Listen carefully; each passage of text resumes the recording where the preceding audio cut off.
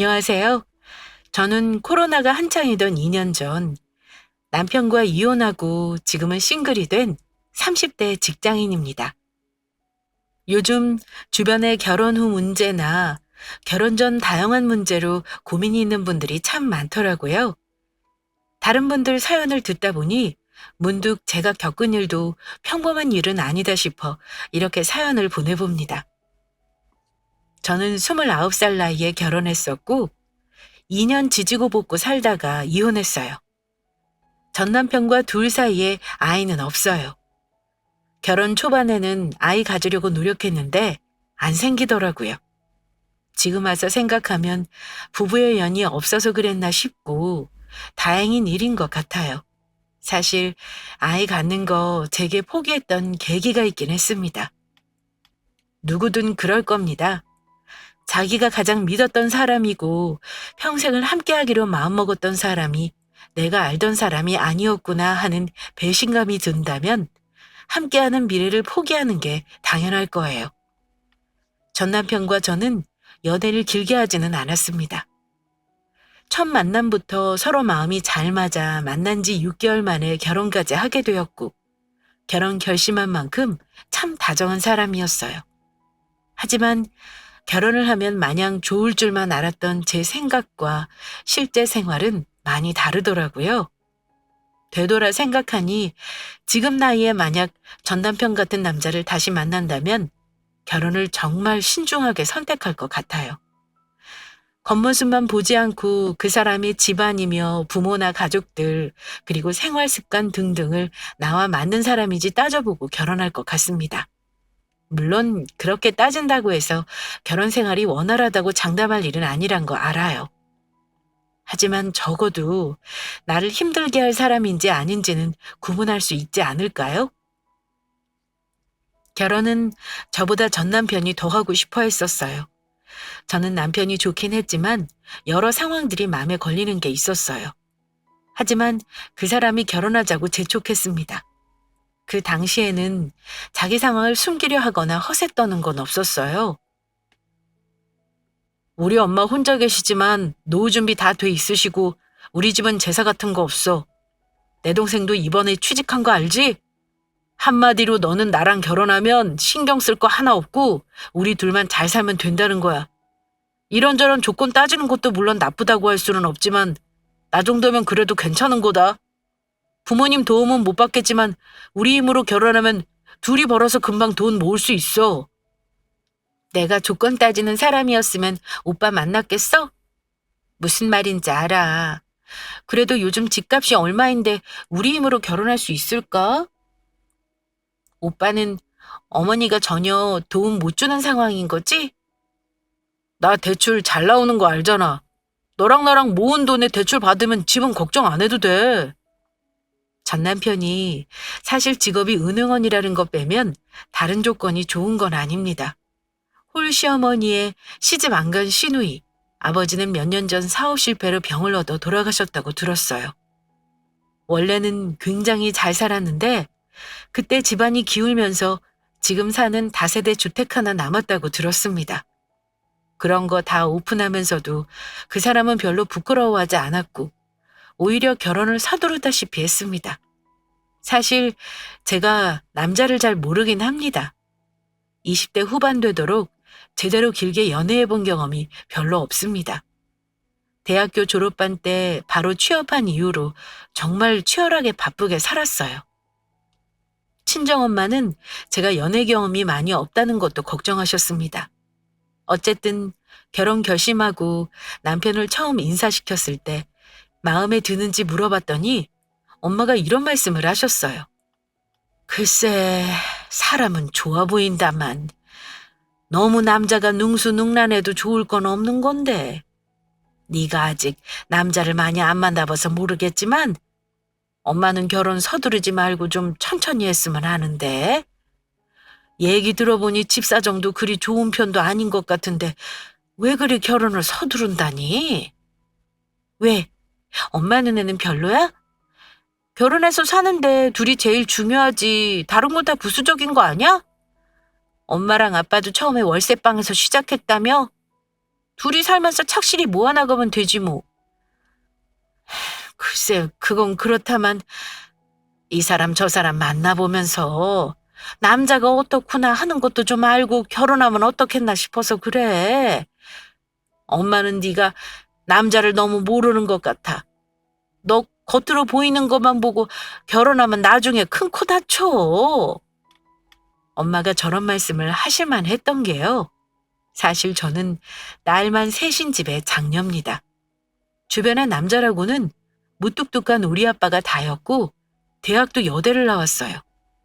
제가 큰딸이니 엄마도 사위 욕심이 있으셨겠죠. 사실 친정엄마는 첫사위는 이미 본 상태였습니다. 제 밑으로 2살 터울 여동생이 있는데 속도 위반으로 먼저 결혼했거든요. 동생이 결혼한 남자, 그러니까 저의 제부는 집안이 부자입니다. 동생 시아버지가 운수회사 대표이고 돈이 많아요.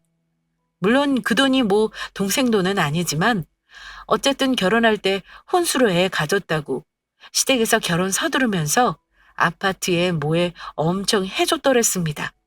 하지만 모든 일에는 보이지 않는 이면이 있듯 제부가 생활이 좀 난잡한 면이 있는 것 같더라고요. 제 동생이 임신 중에도 그렇고 애 낳고 나서 제부랑 부부싸움하느라 친정에 몇 번 왔을 때 엄마가 많이 속상해 하셨습니다. 그래서 제가 결혼하겠다 하니 이런저런 걱정을 하신 거겠죠. 너 지영이 지금 사는 거 봐라. 엄마는 네 동생 시집 보낼 때 정말 잘 살 줄 알았어. 근데 저러고 못 살겠다고 하니까 엄마가 얼마나 속이 시끄러운 줄 알아? 최서방이 허우대 멀쩡하고 돈도 많아서 좋은 집에 시집 보내는 줄 알았는데 살다 보면 그게 다가 아닌 거야. 돈도 돈이지만 결혼하면 얼마나 속 썩을 일이 많은 줄 아니? 엄마는 부잣집도 안 바래. 그냥 무난한 시댁에 너 하나만 좋아해주는 신랑 만나서 시집 갔으면 한다. 엄마는 이런 말씀도 하셨습니다. 돈 많은 집이 좋은 줄 알았더니 그게 다도 아니라면서 그냥 평범한 게 제일 좋다는 말을 하시면서요. 사실 그 평범함이라는 게 제일 어려운 건데 말입니다. 동생이 결혼해서 생각보다 잘 살진 못하는 거 보고 엄마는 제가 결혼하는 남자 데려왔을 때 이런 거 저런 거 더 따지셨습니다. 엄마가 남편을 그리 마음에 들어하지 않는 게 마음에 걸렸던 저는 시댁 문제나 돈 문제 때문에 결혼을 좀 미룰까 했지만 아빠가 30 넘기지 말라고 하셔서 진짜 번갯불에 콩 볶아 먹듯 빨리 결혼했어요. 결혼할 때 친정에서 집 할 때 보태라고 1억 해주셨고 제가 모은 거랑 남편이 모은 걸로 반반해서 결혼하고 집도 전세로 대출 조금 받아서 얻었습니다. 시댁에서는 도와주신 게 사실 없습니다. 다행히 그 사람이 대출이 잘 나오는 직군이라 대출 받아서 시작했지만 그건 불만 없었어요. 하지만 결혼하면 마냥 좋을 줄만 알았던 제 생각과 실제 생활은 많이 다르더라고요. 원래 신혼 때는 많이들 싸운다고 하잖아요. 저도 별반 다르지 않았습니다. 저는 남편이 결혼을 서두를 때 제가 좋아서 그런 줄만 알았어요. 그런데 결혼하고 나서 시댁 가족들을 만나다 보니 내가 뭔가 잘 모르고 있었던 게 많았다는 느낌을 지울 수가 없었습니다. 일단 혼자 계신 어머니를 보면 답답했습니다.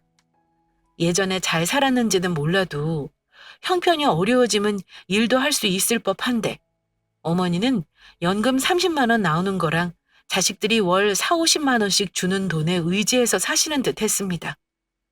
남편과 시누이가 직장이 든든하니 그나마 다행이지만 제 눈에는 그 상황을 보는 것만으로도 답답했습니다. 약간 철이 없는 면도 있으셔서 저 결혼하고 나서 첫 생신 때 여행 보내달라는 말을 대놓고 하셨고요. 용돈을 올려달라는 말씀도 하셨습니다. 나는 1년에 2번 정도는 해외여행 가면서 살았어. 이번 생일은 여행 가는 걸로 퉁치는 게 너도 편하지 않겠니? 동남아로 가니까 금전적으로 큰 부담은 없을 거야. 내가 틈틈이 모아놓은 거 있으니까 조금만 보태주렴. 알았어요, 엄마. 제가 보태드릴 테니까 즐겁게 다녀오세요. 너희도 결혼하고 나니까 훨씬 여유롭고 좋지? 들어오는 돈 2배 된 셈이니까 이참에 용돈도 좀 올려다오. 그건 집사람하고 상의해 볼게요. 안 그래도 저도 생각은 하고 있었어요. 물론 어머니가 저에게 하신 말씀은 아니고 당연히 남편에게 한 말이긴 합니다. 제가 벌어오는 돈까지 벌써 계산하시고 용돈 올려달라는 말을 하시길래 그 자리에서는 일단 참았지만 남편과 집에 돌아와서 싸웠던 기억이 납니다. 다툼 끝에 남편 월급에서 어머니 용돈을 드리기로 했지만 문제는 그 후 모자란 생활비는 결국 제가 버는 돈으로 내야 한다는 게 짜증이 났습니다. 결혼하면 어쨌든 두 부부가 경제 공동체가 되어야 하는 건데 어머니에게 자꾸만 돈이 새어나가는 것 같아 못마땅했어요. 그뿐만이 아니었습니다. 살면서 보니까 시어머니는 취미가 참 고상하셨어요. 동네 공방 다니면서 취미생활 전부 다 하시는 분이었고 여행도 자주 다니셨습니다. 차는 중형차 모세요. 웃긴 건 할부금도 남편이 내주고 있었습니다. 남편이 어머니에게 용돈을 드리고 있었지만 다른 돈 들어가는 게 꽤나 되길래 좀 놀랐어요. 그래서 지출을 줄일 겸 차를 작은 걸로 바꿔 할부 부담을 줄이자고 얘기했었는데 어머니가 아주 노발대발 하신 적도 있었습니다. 작은 차는 갑갑하다나요? 저는 능력도 안 되면서 예전 살아오던 그대로 씀씀이를 줄이지 못하는 어머니가 이해가 가지 않았고요. 생각 외로 시어머니 때문에 싸울 일이 초반에 많았습니다. 남편은 툭 하면 하는 말이 이랬습니다. 당신은 우리 집 상황 다 이해하고 나랑 결혼한 거 아니야? 우리들이 돈 못 버는 것도 아닌데 당신은 우리 어머니한테 돈 들어가는 거라면 유독 예민하더라? 제발 그러지 마. 우리 엄마 혼자 살아도 자식들한테 기대려고 안 하시는 분이야. 그 정도는 내가 아들로서 당연히 해드릴 수 있는 거고. 어머니가 기대는 게 아니라고? 그런 말을 하려면 우리 부모님을 제발 보고 말해. 우리 부모님은 결혼할 때 돈 보태주시고 매번 갈 때마다 뭐라도 더 챙겨주시느라 바쁘신데 대체 당신 어머니는 왜 우리한테만 기대시는 건데? 결혼하자마자 용돈 올려드려 여행 보내드려 매달 이래저래 추가적으로 돈 드는 거 전부 드리는데 이게 정상이야? 당신도 그래. 나랑 결혼할 때 어머니 노후 다 되어 있다고 왜 거짓말했어? 당신이 잘 버니까 도움 필요 없다고 해서 시댁 도움 안 받는 건 줄 알았는데 알고 보니 아예 해줄 능력이 없어서 그런 거잖아. 당신 같으면 속은 기분 안 들겠어? 이러려고 나랑 결혼하자고 한 거야? 나 앞으로는 어머니가 아니다 싶은 말하시면 싫다고 거절할 거야. 그런 줄 알아. 부부가 사이가 멀어지는데 지름길로 가는 건 시댁 문제랑 돈 문제더라고요. 남편이 결혼하자고 조를 때 자기 어머니 노후 준비 다 되어 있다고 했는데 사실과 전혀 달랐고 제사도 없다고 했는데 막상 결혼하니까 제사 지내시더라고요. 시댁에 가면 뭐 사들고 오는지 제 손부터 확인하시고 제사 지낼 때는 반찬값 달라시는 것도 솔직히 싫었습니다. 이것만 해도 속은 기분인데 어느 날은 어머니가 이러시더라고요. 냉장고랑 김치 냉장고가 오래돼서 바꿔야 하는데 바꾸는 김에 낡은 가구도 좀 바꿨으면 하는구나. 내가 모은 돈으로 사긴 할 건데 아들, 너는 엄마 뭐 해줄래? 어머니가 모은 돈이 있다는 거 솔직히 믿음이 안 갔고 남편에게 뭐 해줄 거냐 묻는 것도 웃겼습니다. 저한테 직접적으로 말씀 안 하셔도 꼭 같이 있을 때 말씀하시긴 해요. 근데 남편 벌이 뻔하잖아요. 아무리 은행에서 일해도 그 돈이 다 남편 돈도 아니고요. 월급쟁인데 무슨 떼돈을 버는 줄 아십니다. 남편이 어머니가 뭐 해줄 거냐 묻는 말에 뭐라 대답했는 줄 아세요? 어머니는 남편 대답이 그럴 거라는 걸 미리 아신 것 같았습니다. 엄마가 돈이 어딨어요. 돈 있으면 그냥 모아 놓으세요. 제가 필요한 거 해드릴게요. 카드 할부로 사면 되죠 뭐. 임직원 몰은 좀 싸니까 어머니가 원하시는 거 한번 골라보세요. 어머니가 필요하다는 걸 해드리겠다는 말에 저는 그만 발끈하고 말았습니다. 남편에게 말씀하시는 거에 제가 대답하는 거 이상하지만 저도 이건 아니다 싶었습니다. 어머니, 다 바꾸시려면 돈 1,000만 원 들 텐데 그걸 왜 저희 보고 사달라고 하세요? 정 바꾸고 싶으시면 한두 개씩 천천히 바꾸세요. 저희도 지금 매달 대출 갖고 이래저래 나가는 돈 많아서 여유가 없어요. 그 큰 돈 결제하면 모자란 생활비 제가 충당해야 하는데 그럼 저 너무 힘들어요. 이건 안 될 것 같아요. 나는 아들한테 이야기한 건데 네가 왜 성질이니? 아들이 해준다면 해주는 거지. 그럼 아가씨랑 같이 반반 보태서 해달라고 하시던가요? 아가씨도 같이 사는 집이잖아요. 어머니, 저희 지금 목돈 나가는 거 힘들어요. 그랬더니 남편이 중간에 끼어들어서 자기 엄마 편을 듭니다. 내 동생은 시집갈 준비하느라 돈 모으는 거 알면서 뭐 이런 것까지 돈을 보태라고 하겠어? 이제 그만해. 그렇게 싫으면 내가 알아서 할 테니까.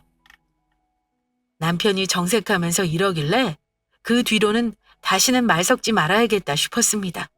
그 일 있고 나서 남편에게도 앞으로는 각자의 월급은 각자 관리하고 너는 너, 나는 나 이렇게 살자고 선전포고 해버렸습니다. 돈 때문에 이러는 거 매정하다 하실 수 있긴 해요.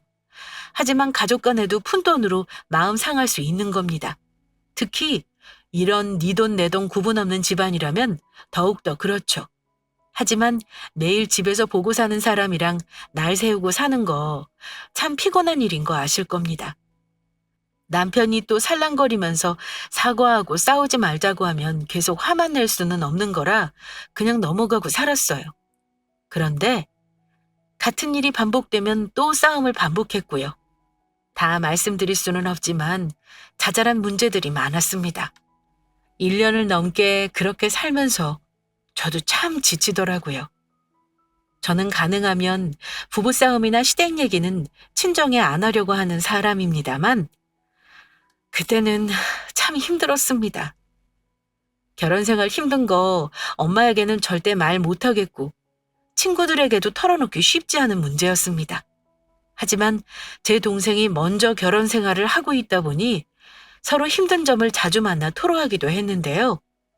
동생과 시댁 욕도 하고 남편 욕도 하다 보면 그래도 마음이 좀 가라앉곤 했습니다.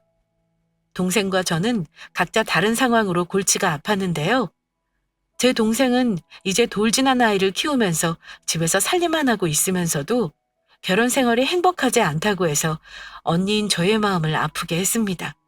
그래도 이혼할 정도는 아니니까 사나 보다 했는데 어느 날은 정말 심각하게 말을 하더라고요. 언니, 나 아무래도 이혼해야 할 것 같아. 갑자기 이혼을 해야 할 것 같다는 말에 저는 많이 놀랐습니다. 어머, 왜? 애는 어쩌고? 무슨 일인데 이혼까지 해야 한다는 거야? 제부는 또 무슨 사고라도 친 거야? 그렇게 불같이 타올라서 결혼하는데 대체 왜 그러는 거니? 애도 있는데 그냥 참고 살 만한 문제는 아닌 거야? 참고 살 만한 문제 같으면 내가 이혼한다고 하겠어? 언니, 내 말 좀 들어봐. 그 인간 여자 문제 내가 그냥 넘어가 준 것만 2번째야. 결혼 전 일은 눈 감아줬는데 나 임신했을 때도 그랬다니까? 근데 이번에 또 나한테 다른 여자랑 바람 피우는 거 걸렸어. 나는 돈이 없는 건 차라리 참을 수 있을 것 같거든? 하지만 이건 사람 영혼이 피폐해지는 것 같아. 애가 어리니 차라리 잘 됐다 싶기도 해. 애 아빠 저러는 거 보고 배우기 전에 이혼해야겠다 싶어. 제부가 또 여자 문제로 속썩인 거야? 아, 정말 그때 정신 차린 줄 알았더니 왜 또 그랬대? 원래 여자 문제는 습관이라잖아. 더 이상은 못 참겠어서 이혼하려고. 동생은 이미 마음의 결정을 한 듯 했습니다. 이혼하면 애는 네가 키울 거야? 당장 직장부터 알아봐야겠다. 그냥 친정으로 가서 당분간 사는 것도 생각해봐. 엄마 아빠도 대충은 아실 거 아니야. 너 힘든 거. 언니도 참 내가 아무 준비 없이 이혼한다고 하는 것 같아? 나 지금 1년 넘게 이혼 준비했어. 뱃속에 우리 이준이 있을 때부터 이혼 준비한 거야. 내가 그 인간 외도준 거 모으면서 피눈물 흘린 거 언니는 진짜 모를 거다. 언니도 결혼하고 나니까 생각했던 거랑 달라서 힘든 거 많지? 근데 무작정 참고 살아야겠다 그런 생각은 하지 마. 나처럼 남편이 바람을 피워도 이혼할 수 있는 거고, 시어머니가 이상해도 이혼할 수 있는 거야. 하지만 이혼하려면 꼭 준비는 하고 해. 홧김에 서로 알아서 살자고 갈라서지 말고 입속 차리고 이혼하라는 거야. 혹시 언니 도움 필요하면 말해. 변호사는 알아본 거야? 동생은 이미 예상보다 훨씬 더 치밀하게 준비를 해놓았더라고요. 언니, 변호사는 진작에 알아봤어.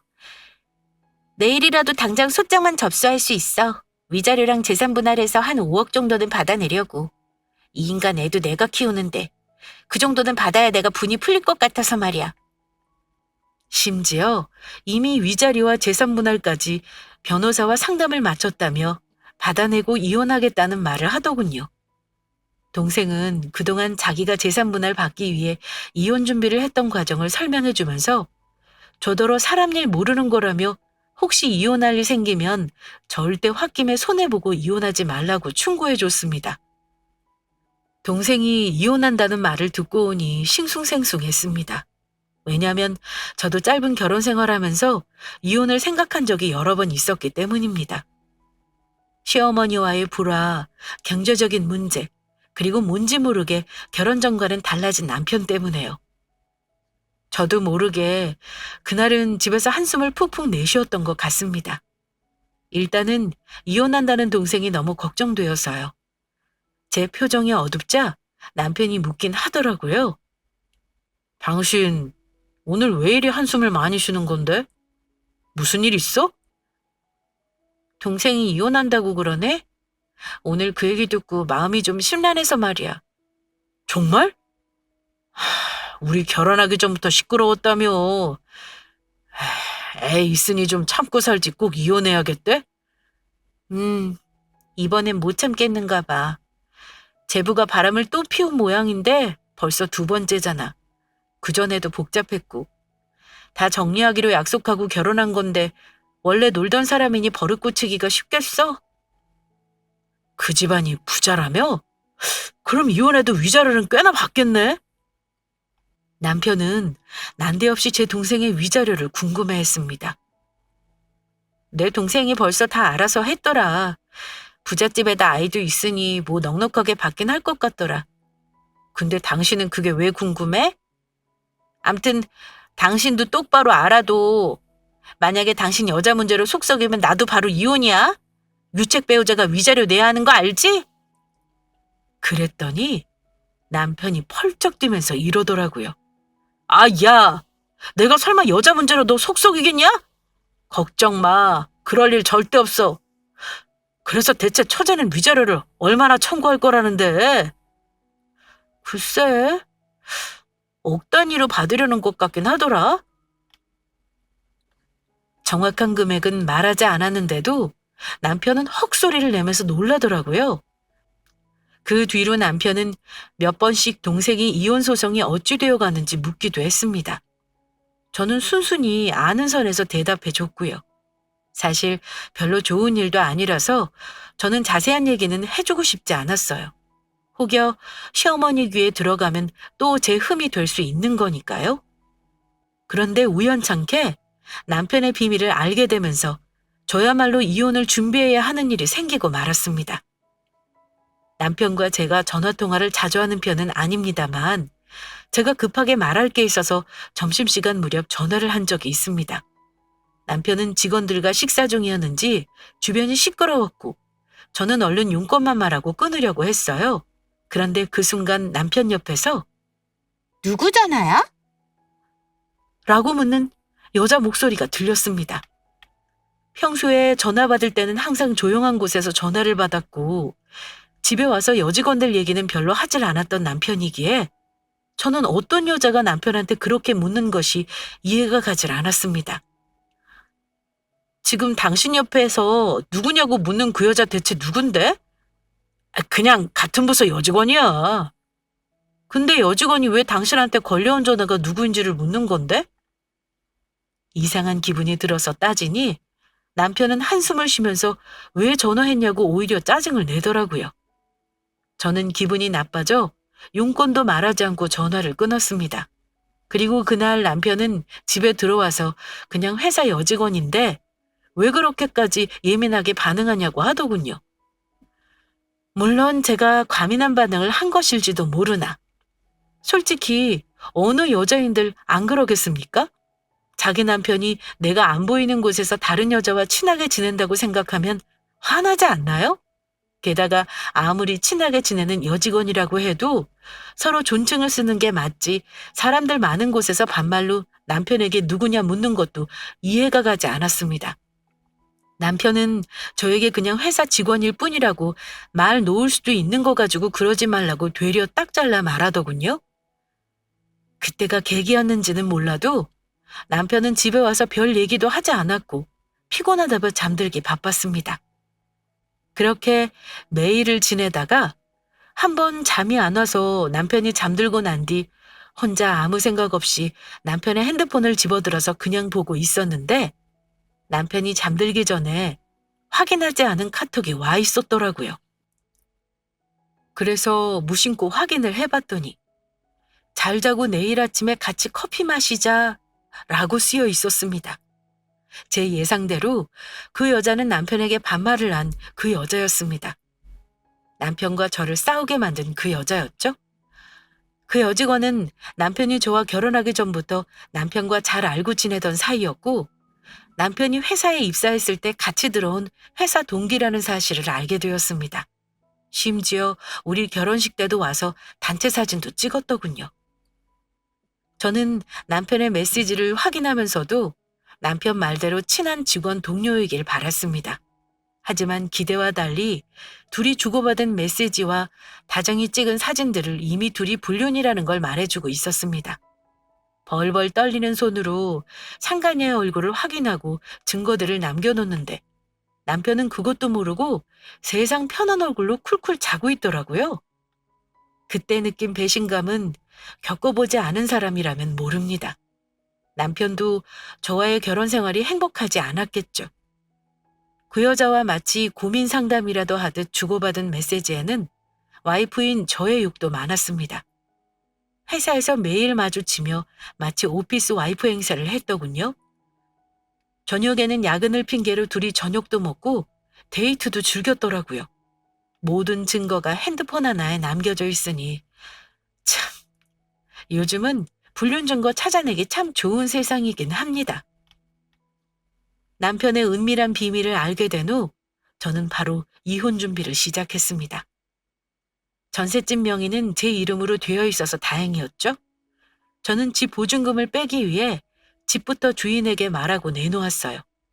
동생에게 말해 변호사도 소개받아 상담을 받았습니다. 동생은 그때 8개월간의 이혼 소송을 마쳤을 때인데 제 이야기를 듣고 무척이나 놀라는 듯 했습니다. 그러면서 신신당부를 하더라고요. 언니, 절대 이혼 소송으로만 끝내면 안 돼. 증거 철저히 모아서 상간녀 소송도 해. 둘이 만난 기간 긴 것도 증명하고 위자료 꼭 받아내. 내가 보니까 어차피 이혼은 진흙탕 싸움이야. 언니가 이길 수 있으니까 피도 눈물도 없이 둘 다 탈탈 털어버려. 알겠지? 네 말대로 아무 준비 없이 이혼하면 안 되겠더라.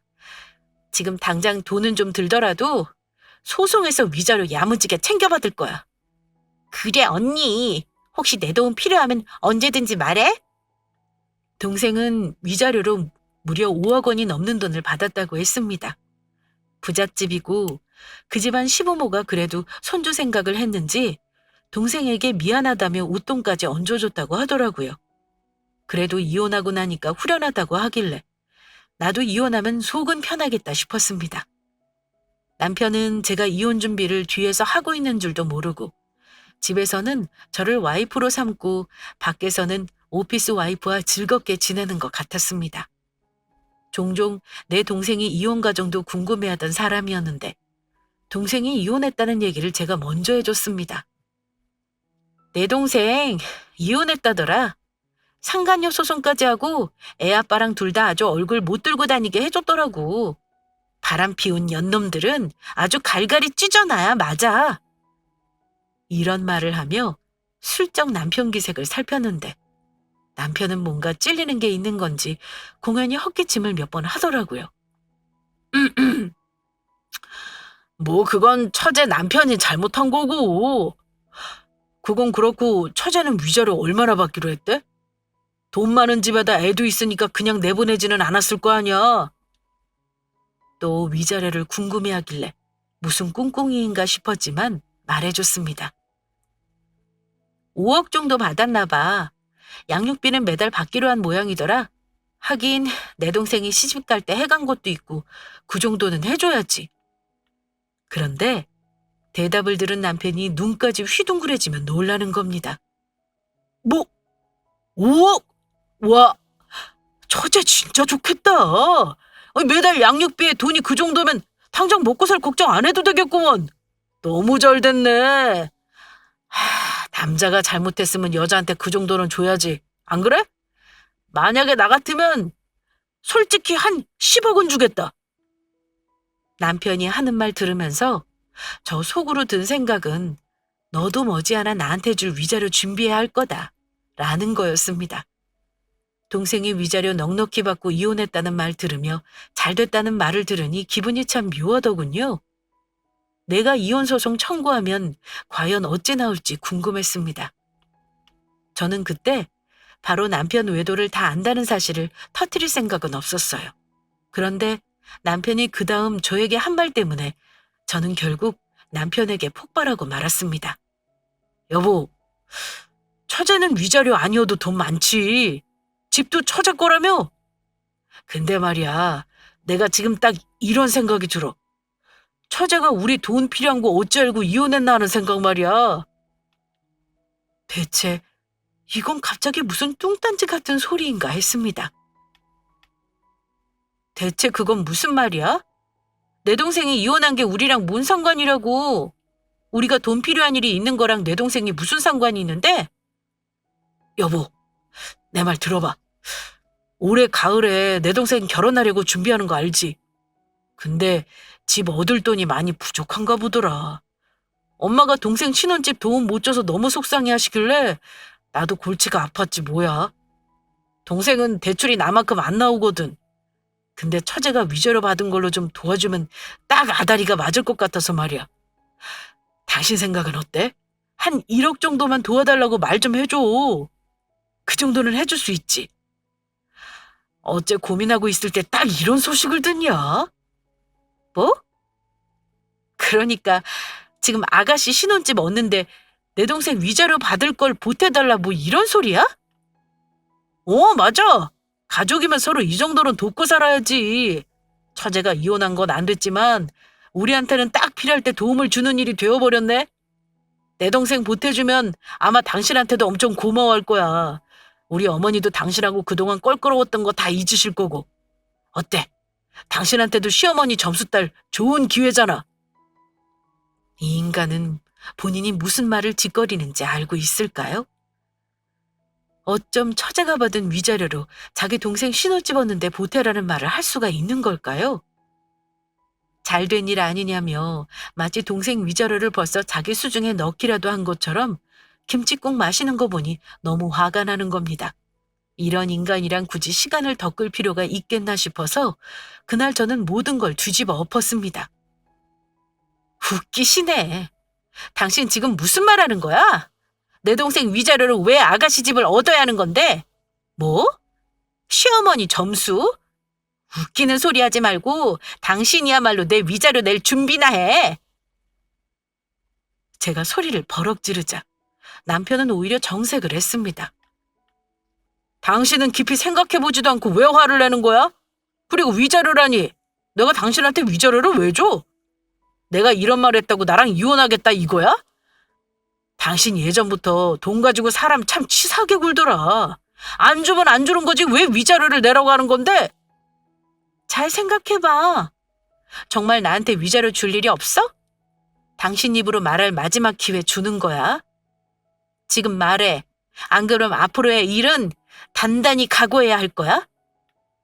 제가 모든 걸 다 안다는 듯 말하자 남편은 순간 머릿속으로 많은 생각을 하는 듯 했습니다. 제 눈에는 그 속이 뻔히 다 보이더군요. 혹시 와이프가 내가 여자가 있다는 걸 아는 건가? 아니야. 그럴 리 없어. 끝까지 잡아떼자.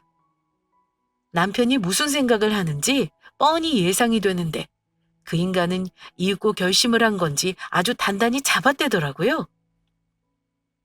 대체 무슨 말을 하는 거야? 여보, 억지 부리지 말고 내가 이렇게 부탁할 테니까 내 동생 신혼집 처제 위자료로 보태주는 거 진지하게 고민 좀 해봐. 그때는 인내심의 한계가 오더라고요. 마지막 기회를 줬는데도 당신이 걷어찬 거야? 이걸 보고도 그런 소리 할 수나 있나 보자. 저는 남편의 앞에 제가 그동안 모은 남편의 외도 증거, 그중에서도 남편이 폰에 고이고이 간직하고 있던 오피스 와이프와 찍은 사진들을 보여줬습니다. 그 인간이 놀란 건 아마 말 안 해도 아실 겁니다. 말도 못하고 어버버거리고 있길래 당신이나 위자료 준비해. 결혼 전부터 아주 둘이 친하게 지냈더라. 둘이 내 욕을 그렇게 할 거면 왜 결혼한 거야? 나랑 결혼하지 말고 그년이랑 결혼하지 그랬어. 내 동생이 위자료 많이 받는다니까 잘 됐다고 했지? 어디 당신 나한테 위자료 주면서 그런 소리 할 수 있나 지켜볼게. 너라면 10억 준다며. 그럼 어디 능력껏 나한테 위자료 줄 수 있는 거 최대한 만들어봐. 남편은 바로 꼬리를 내리고 싹싹 빌기 시작했습니다. 여보, 이거 아니야. 이것만 보고 설마 내가 바람 피웠다고 생각하는 거야?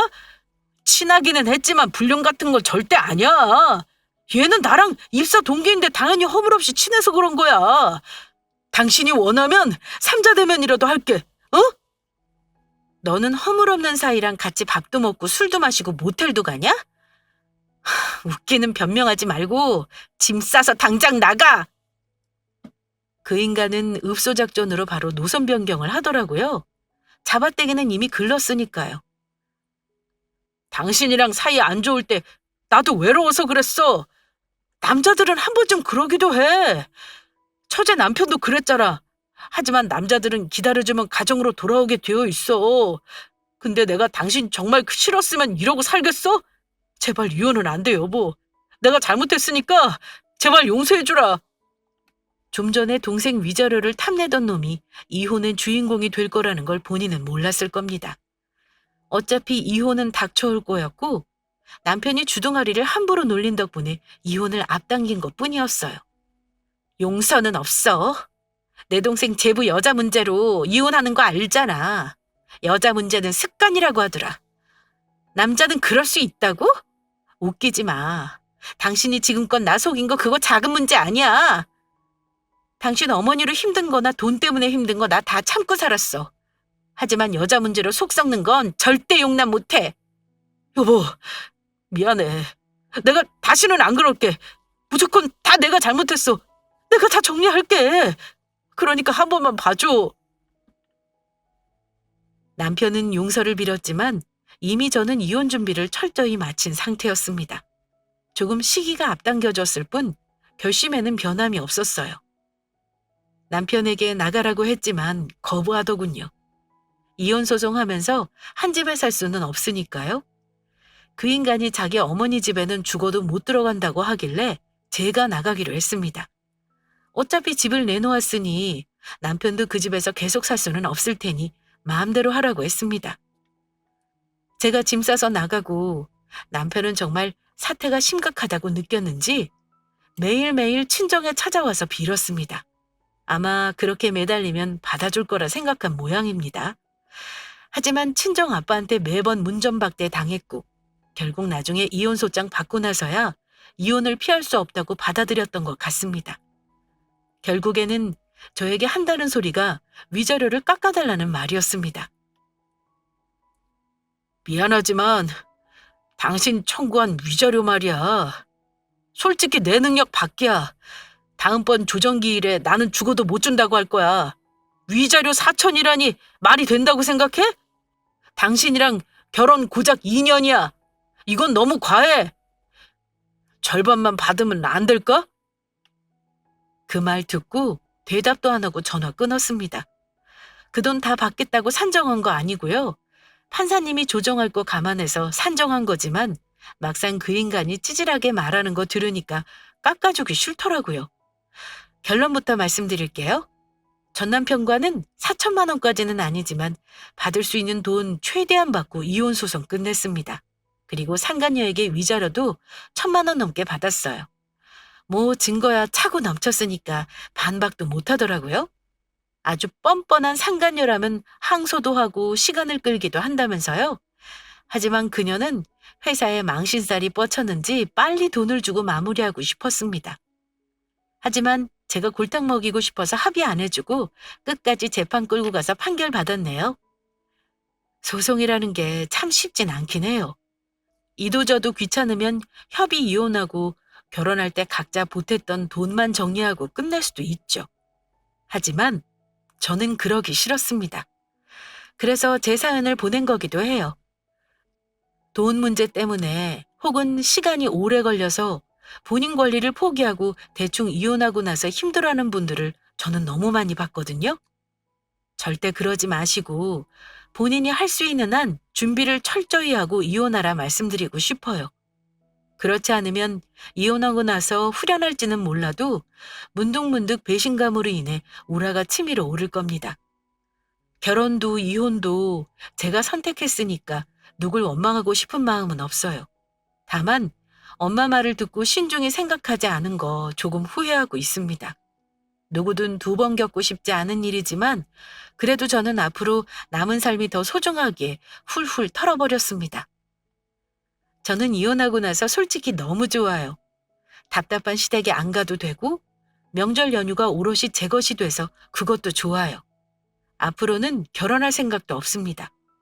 저의 이런 말이 이혼을 고민하시는 분들이 만 결정하시는데 조금 도움이 되셨을까요? 저의 이혼 사연은 여기서 마무리할게요. 결혼 앞둔 분들이나 이혼을 망설이는 분들에게 조금이나마 위로가 되는 사연이었길 바라봅니다. 긴 사연 들어주셔서 감사합니다. 다들 행복한 나날 되세요.